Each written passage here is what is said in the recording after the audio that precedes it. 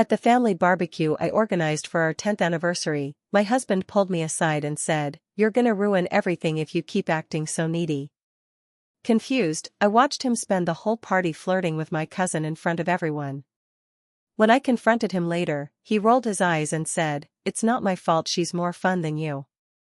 3 weeks later, I made sure every relative knew, by mailing them the hidden camera footage from the party. I'm 38 now. Or, to be more accurate, I turned 38 a few weeks before everything came crashing down. My now ex-husband, Carter, is 41. We were married for a decade. 10 years of ups and downs, but I tried. God knows I tried. I put my heart and time into that man. For our 10th wedding anniversary, I wanted to do something meaningful. Something to remind everyone, especially him, that we still had something worth holding on to. So I planned a big family barbecue. It wasn't just about us, it was about the life we'd built and the people we'd built it with. I organized everything myself.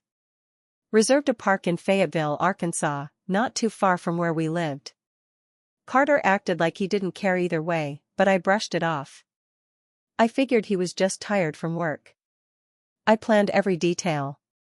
Got food from a local caterer that made real Southern barbecue, ribs, pulled pork, sides. I rented tables and a few canopies in case of rain. I even made a playlist of songs we used to dance to. I was proud of it. I thought this would bring us closer. The day finally came. Everyone showed up, my side of the family, his side, cousins, aunts, uncles, even some neighbors we'd known for years. There were maybe 40 people total. The weather was perfect. Sunny, not too hot. Kids running around with juice boxes, people laughing, food smells filling the air. It should have been the happiest day of the year. It was around 3:00 p.m. when Carter pulled me aside. I was walking around making sure everyone had enough drinks, checking the coolers, refilling the chips. He touched my elbow, kind of annoyed, and said, "Can I talk to you for a second?" I smiled, thinking maybe he was going to thank me or even just kiss me. I followed him behind the trees by the side lot where the cars were parked. That's when he said it. "You're gonna ruin everything if you keep acting so needy." I blinked. What? He looked at me like I was a stupid child. "You're smothering everyone. You're hovering, stressing, making this whole thing awkward. Just chill out."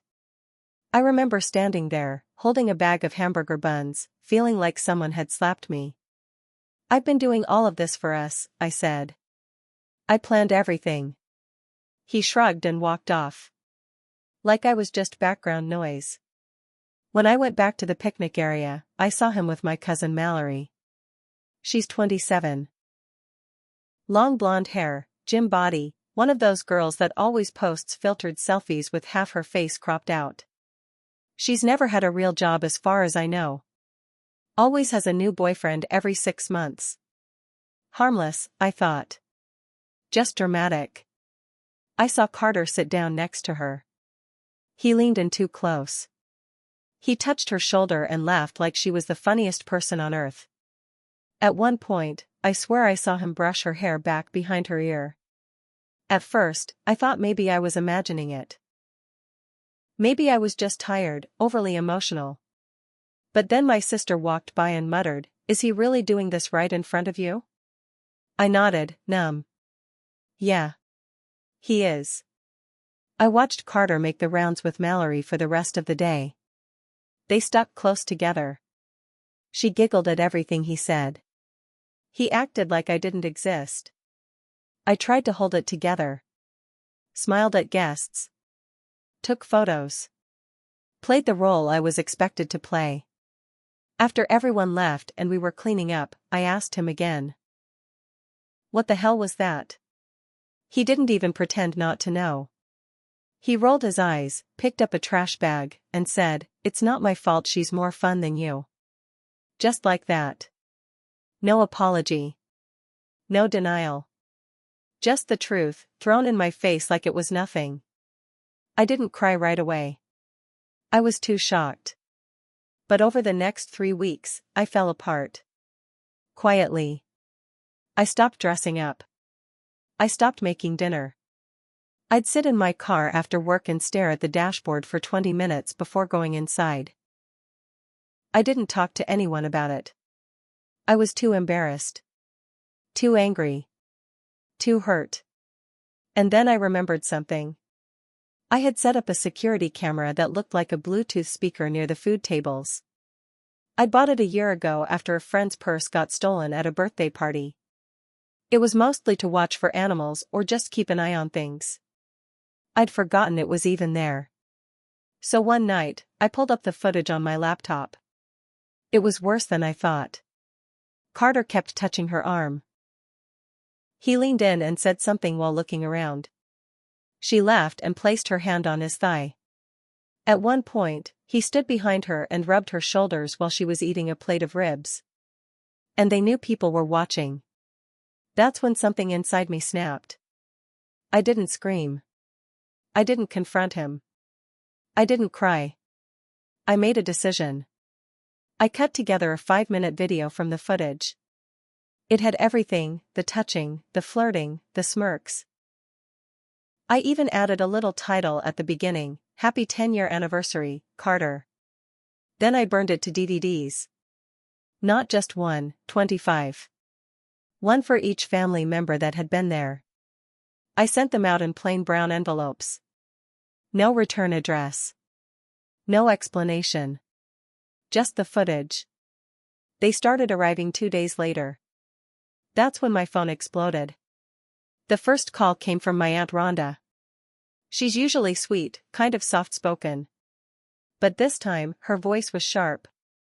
"Honey. Did you really send this?" I didn't even have to ask what she meant. "Yes," I said. "It's real. All of it." She went quiet for a second. Then said, "Jesus Christ. I knew he was a little cold with you sometimes, but I didn't think he was that kind of man." After her, it was like a floodgate opened. My cousin Jen texted me, "Holy crap, girl. That's disgusting. I'm so sorry." My dad, who barely says more than 5 words in a row unless it's about football, left a voicemail. "I don't know what to say, baby. You didn't deserve this." Even Carter's brother, Mitch, who used to tease me about being too sensitive, sent me a long email apologizing. He said he had no idea Carter could be that disrespectful. He also said he hadn't heard from Carter since the party. That made me laugh. The one person I didn't hear from for a few days was Mallory. I figured she was laying low. But then, on the 5th day after the DVDs went out, I got a Facebook message from her. It started with, "Wow. I didn't know you were this petty." Then, nothing even happened. "We were just talking. You made it look worse than it was. And then, you need help. Seriously. You're acting insane." I didn't reply. I didn't need to. People had seen what they saw. The video wasn't edited to lie. It was just raw, real moments. No voiceover. No dramatic music. Just silence and truth. But Mallory wasn't done.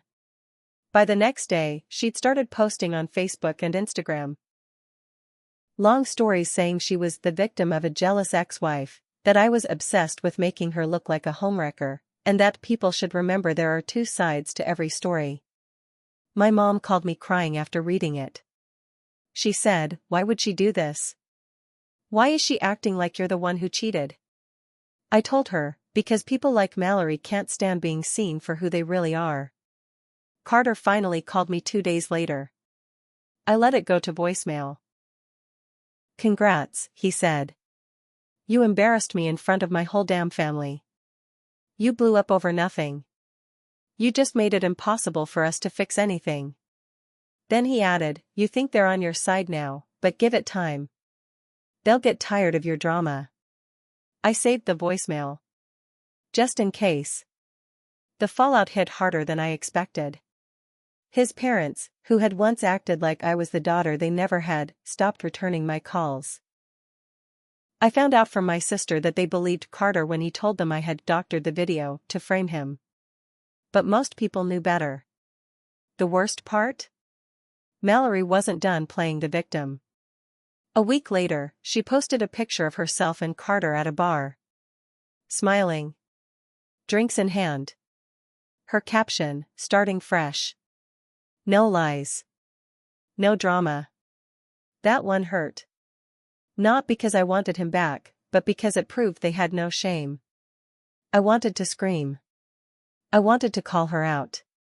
But instead, I waited. Because I had more than just one camera. Turns out Carter had been sloppy for a long time. He had been messaging other women. I found screenshots. I found hotel receipts. I found a second phone line on our shared plan he said was for work emergencies.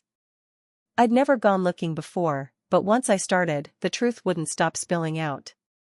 And I wasn't the only one getting his attention. One of the women he had messaged? A girl from our neighborhood. Married. 2 kids. I reached out to her anonymously.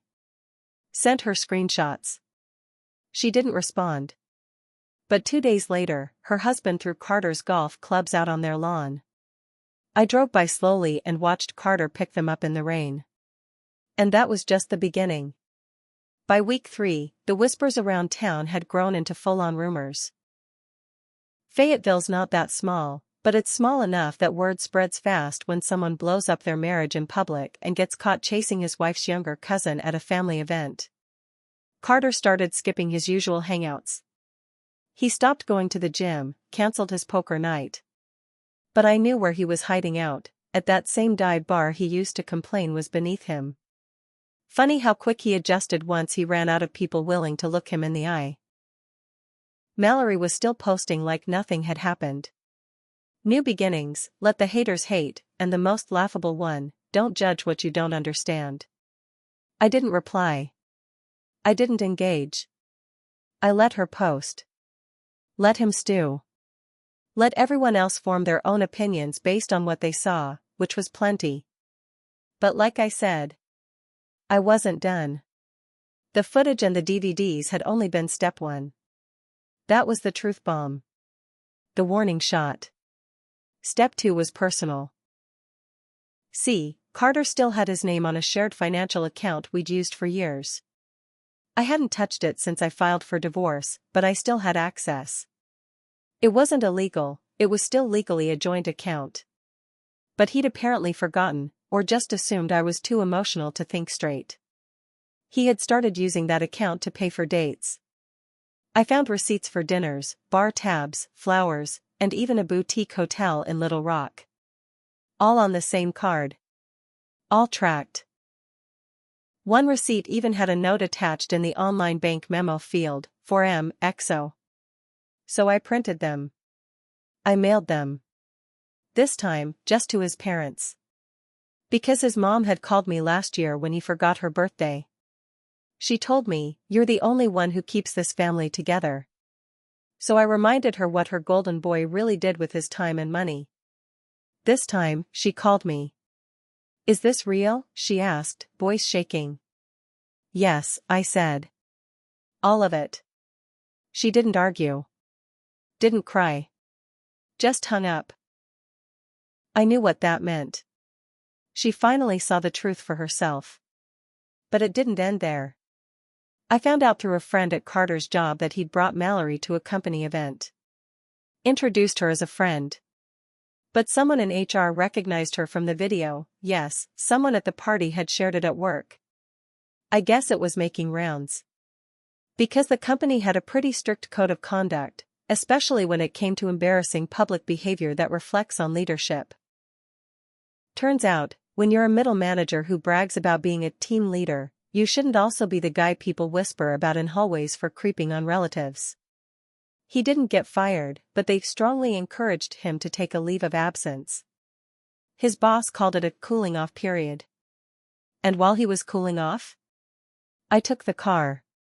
Legally mine, registered in my name, a little detail he never noticed because I was the one who always handled the paperwork. I waited until he was out getting drinks with Mallory and had it towed from the bar's parking lot to my sister's house. He came back and thought it was stolen. Filed a police report. They called me to ask about it. I faxed over the title and a copy of the registration. The officer said, "Ma'am, you're well within your rights. Have a good night." Click. He stopped calling me after that. He must have realized that every time he thought he could still humiliate me or control the story, I was already 3 steps ahead. But I wasn't trying to be cruel. I was trying to make sure people knew who he really was. And then something happened that flipped everything. A woman named Rachel emailed me. She didn't live in Arkansas. She was from Texas. She said she had been seeing Carter for about 8 months. 8 months. She had no idea he was married. She said he told her he was recently divorced, emotionally wrecked, but trying to move on. He told her I had cheated on him. She believed it. Until one day, her friend showed her the video someone had posted on a Cheaters Exposed Facebook page, the video I made. Rachel went cold. She said, "I felt sick." That's when I started digging. She found my email through a mutual friend. And she didn't just write me, she sent me screenshots. Pictures. Voice messages. And this time, it wasn't just flirting. Carter had told her he wanted to move in with her. He said he'd never met anyone who understood him like she did. She even sent me a picture of them together, on my birthday. I printed it out. Put it on top of the stack of divorce paperwork I was about to drop off at my lawyer's office. The day I handed them in, I smiled for the first time in weeks. But the story doesn't end here. Because Mallory? She found out about Rachel. And it turned out, she had a little plan of her own. Mallory's call came late at night. I was in bed, watching TV with a glass of wine and one of those microwave dinners that tastes like cardboard but feels like comfort. I didn't recognize the number at first. But as soon as I answered, she didn't even say hello. "You knew about her," she hissed. "You knew about that Rachel bitch and didn't say anything?" I stayed quiet. Mallory went on, "You just sat there watching me make a fool of myself. While he was with her, too?" I finally said, "Now you know how it feels." She was breathing heavy like she'd just run somewhere. Or maybe she was drunk. I didn't care. She said, "You think this makes you better than me? You planned this. You wanted to hurt us." "No," I said. "I wanted you to see the truth. You just didn't want to look." Then I hung up. A few days later, Mallory posted a video on her social media. Crying, no makeup, shaky voice. Talking about how she'd been manipulated, used by someone she trusted, and how women need to support each other instead of tearing each other down. It got shared around, some people left supportive comments, others called her out for sleeping with her cousin's husband. I didn't say anything. I didn't need to. Because karma had already packed her bags and was walking right through their door. Mallory moved out of Carter's place. Or, more accurately, out of the apartment he was crashing in after his leave of absence turned into a quiet firing. I found out from a mutual friend that she left a note and took his laptop. Posted screenshots of his messages with Rachel and a few other women, one of them barely legal, on a new Instagram account she made called Carter's Web of Lies. He tried to report the account. Didn't work. People were already sharing it too fast. His parents? They cut him off. Said he needed to get help and they weren't going to clean up after him anymore. And Rachel? She thanked me for telling the truth. She told me she felt sick for ever believing him. Said she was going to therapy. Said she might even visit Fayetteville someday, not to see him, of course, but to grab a drink with me and laugh about the whole damn disaster. As for me? I moved into a new place across town. Got a new couch, donated the old one, the one Carter and I picked out together years ago. Started going to the gym. Got back in touch with friends I hadn't seen in years. Even signed up for a painting class just to prove to myself I could try something new without asking anyone for permission. But here's the part one haven't said yet. I made mistakes too. I ignored the signs for years. I let him talk down to me. I let myself shrink just to keep the peace. I was so desperate to save a marriage that I forgot to save myself. And I should have said something to Mallory sooner. Not to protect her, she made her bed, but to show her that he was the real poison in all of it. Still, I don't regret mailing those DVDs. I don't regret pulling that curtain back and letting the truth burn through the lies. Because sometimes, people only learn when they're forced to face the mess they made. Carter lost his job, his family's respect, and the women he juggled like toys. And I walked away with my dignity, my name, and a stack of receipts so tall you could use it as a step stool to get over a man like that. The truth doesn't always scream. Sometimes, it just quietly arrives in the mail. And when it does, it sets everything on fire.